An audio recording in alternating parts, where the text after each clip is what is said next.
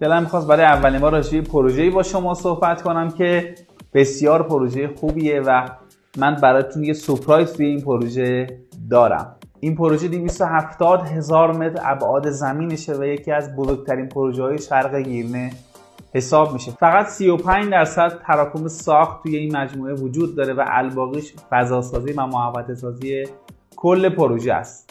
در کل 1453 واحد مسکونی در این پروژه ساخته میشه. این پروژه با وجود داشتن شیب در کل پروژه در انتهای پروژه حدوداً 90 تا 95 متر ارتفاع از سطح دریا داره و کسانی که در انتهای پروژه قرار دارن ویوی دریا رو خواهند داشت. شما با انتخاب استودیو، تک خوابه، دو خوابه و ویلایی میتونی بهترین انتخاب و نسبت به بودجه و سلیقه خودتون داشته باشید.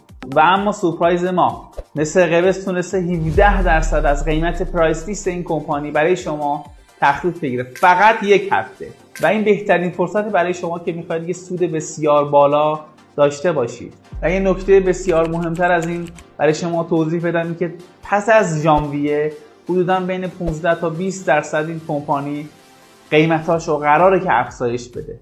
توی جمع‌بندی بسیار ساده 17% تخفیف شرکت مثل قبض یک هفته برای شما باقی میمونه.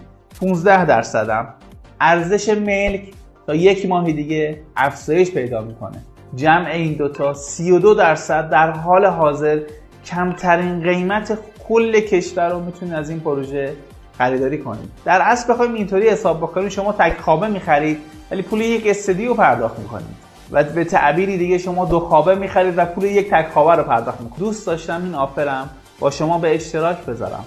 تا 1 ژانویه فرصت دارید از این سود سرمایه‌گذاری بهره مند شید و یکی از بهترین نقاط قبرس شمالی، یکی از بهترین ملک‌های قبرس شمالی و یکی از سازنده‌های به نام قبرس شمالی ملک خریداری کنید.